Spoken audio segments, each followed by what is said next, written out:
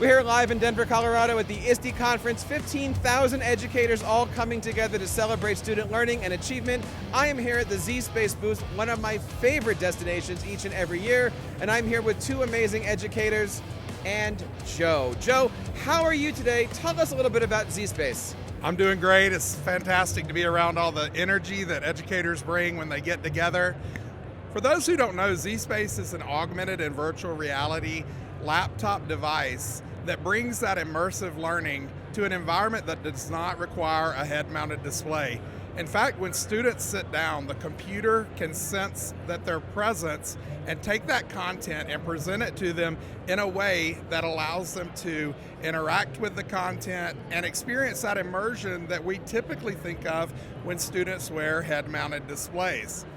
The other thing about it is that it's made for students who are at elementary school all the way through practicing physicians who are getting ready to perform heart surgery on kids. So imagine that whatever content it is you're teaching, whether it's animal structure and function, the anatomy of the human body, or even how to assemble and disassemble a car, that you can go into this space, have access to the content, manipulate all the different types of variables that you would want to manipulate in order to learn the things and take the concepts that students are learning to the application of those concepts so that they truly have an understanding of what it is the teacher's teaching and they're expected to learn. Now, Joe, I have to tell the story. We had talked about this previously. 10 years ago, when we first met up here at ISTE, I had met you and I said my son was going through his surgery. You pulled up zSpace, you showed me how the anatomy works.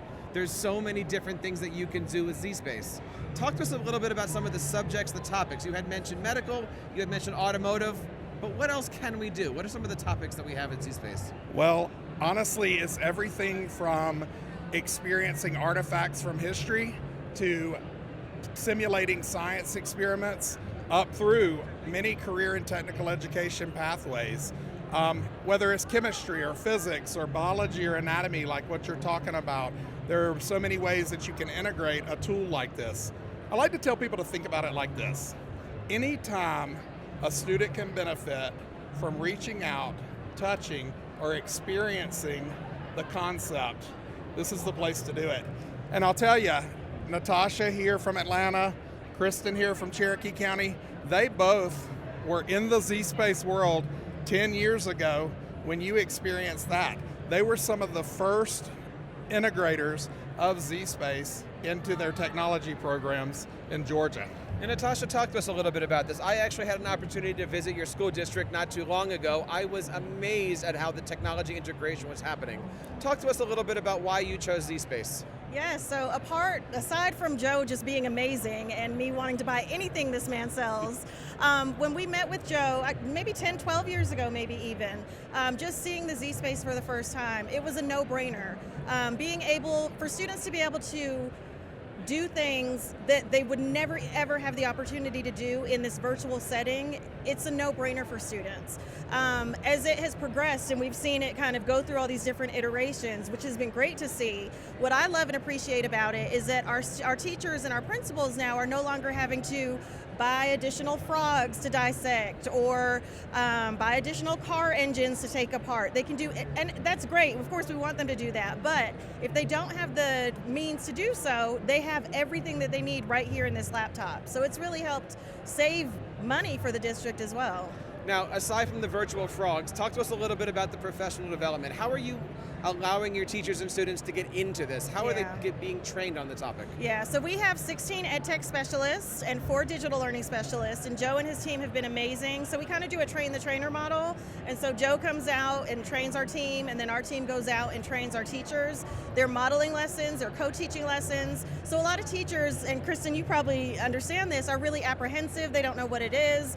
But what we're able to do is go in and say, hey, don't worry about it. What content are you studying? I'll come in and I'll teach the lesson for you. I'll show the students how to use the zSpace machine. I will model the lesson. So it's really taking away a lot of the angst of the teacher and the fear of the teacher and putting that power back in their hands. Kristen, talk to us a little bit about how you're using zSpace in your school district. In our district, I have had the privilege to use it with students and with teachers. So as an instructional technology coach, being able to really, again, when we first introduced it, I mean, the teachers were like, oh, okay, that looks great. I'll just look from over here, you know, and I mean, that's fine. Everybody's good to be an observer, but, you know, getting in and actually using the device and using, you know, exploring it yourself is what is truly important. And I will say that when I actually had my teachers at the middle school that I was working with, I had them come in, and as a team, they sat down at one device and we're just like looking at the things, but then deciding which area would be good for their content. And I said, you can have your planning period back as soon as you give me some sort of short video explaining how you would like to use this at any time next year. And I thought of that in a twofold. One, I wanted them to just collaborate and talk together. Two, you know, everything changes. If you get a new person on your team, you don't have to go sit with them necessarily. They probably would, but they don't have to. They could just watch those videos and actually have somewhere to begin and somewhere to start. And so then just seeing that, they were so excited. Because I mean, literally, I was like, as soon as you're done with that, you can go. So you get however much time of the 45 minutes you can go. And they stayed the whole time. Like I was actually having to say, okay, time's up. Now, one of the hardest parts about being an instructional coach is getting teachers to adopt this technology. Correct. That doesn't seem to be a problem with zSpace. It's not. Why is that? I just think the engagement with what they are looking at, because once you start, you might say, okay, I only have 20 minutes, but you get so engrossed into what you're doing and pulling things apart and looking at them and like, I never knew that's how that worked, or, you know, depending on the content, it is such an engaging item that you just don't want to leave. Now, Natasha, you are working in a school district that has many schools, many coaches. Talk to us a little bit about the purchasing power of all this. Are you focusing on one building? Are you focusing on all? And why is it important that zSpace is that solution that you're bringing out K-12? Great question. So we want as many students as possible in all of our schools to be able to touch, feel, play with, experience the zSpace machines. So we have our ed tech specialists, like I said, that have machines that we have purchased for them. And they take those around school to school so that all of our students, no matter what school you're in, are able to experience zSpace. We also have some schools that have purchased on their own and they have labs set up in their school. So that's been great to see. The principal has seen the power in zSpace and said, I want a whole lab in my school. And so that's been awesome. Most recently at our Career Academy, we've just purchased a cart of zSpace machines for their students. So all of the students in their career programs, dental, automotive, what am I missing, Joe? Aircraft. I mean, they've purchased all the software. So it's going to be amazing for those students that are going to be able to just interact with the zSpace machines and have real world experiences in this virtual space. So Joe, let's talk a little bit about that. When a school district is looking to purchase a zSpace system, is it a one machine? Is it 30 machines? How do you know what you need in order to be successful in your district? Success with zSpace looks different everywhere you go. And I encourage people who are considering a technology like this to start not with the technology, but what are the problems they're trying to solve? What are the things they're trying to do to move the needle, not only on student achievement, but on engagement of students, motivation of students. And once they really self-reflect on what they're trying to do in their district, then align the purchase of the technology to solve for those needs. I'll give you a very specific example. Elementary teachers are often excellent at station rotation teaching. As a result, they can integrate 5 or 6 devices very effectively into the instructional model that they're implementing. So I really challenge districts that are going to make an investment like this to put the technology to the side and really do an analysis of what they're trying to accomplish. Once that's identified, then you can let the solution match up with what needs you're trying to accomplish. You know, Joe, we've been doing this now for over a decade. I'm going to ask you the same question I ask you every year. What is the future of this technology?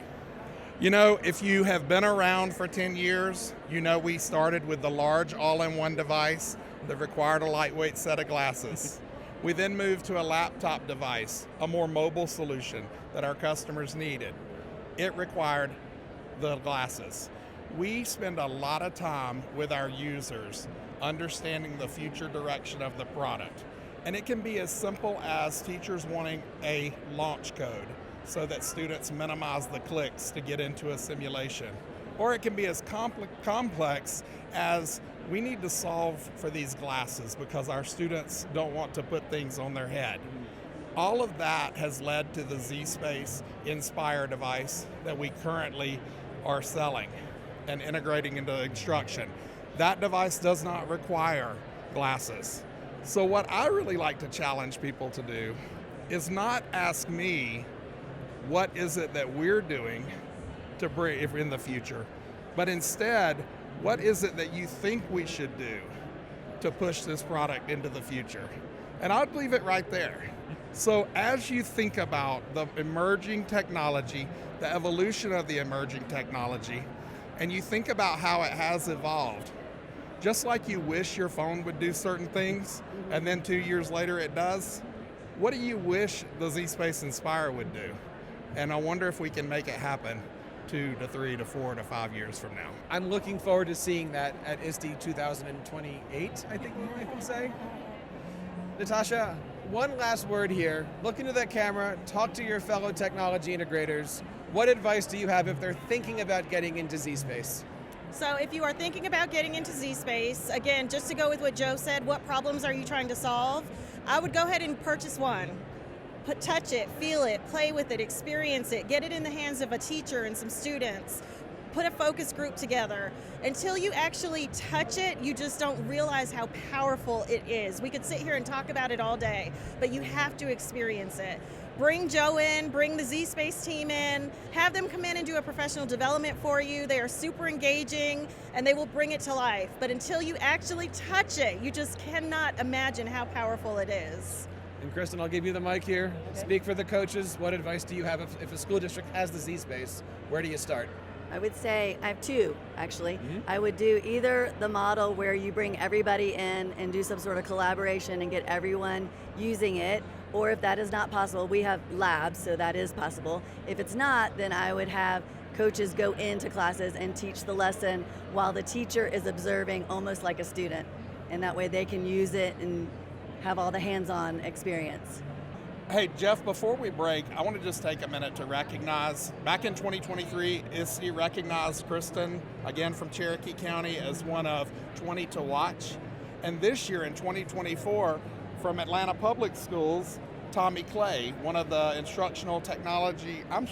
one of the digital learning specialists for science, was recognized. So you see the type of people who come to the table to share these experiences. The other thing, back in 2023, Atlanta Public Schools was one of the national distinguished districts. So at zSpace, we love to partner with districts as they're looking to move forward in innovation. Highly recommend checking out everything happening at zSpace. Joe, one more time, where do we go to learn more information? Sure, www.zspace.com for general information. But if you're an educator who wants to dive into lesson plans, instructional resources, go to zspace.com/edu. We're going to make sure that we have all the links, not only on our blog post, under our YouTube video here, but everything is zSpace related. It's going to be linked over on TeacherCast. Natasha, Joe, Kristen, thank you guys so much for your time. I hope you guys enjoy the conference, and we'll find out more information over on TeacherCast.net. You've been listening to the TeacherCast Educational Network, hosted by Jeff Bradbury. Please reach out to the show with all of your questions on Twitter @TeacherCast or online at www.teachercast.net. Be sure to subscribe to our podcast so you don't miss any future episodes. And please take a moment to write a review in the App Store.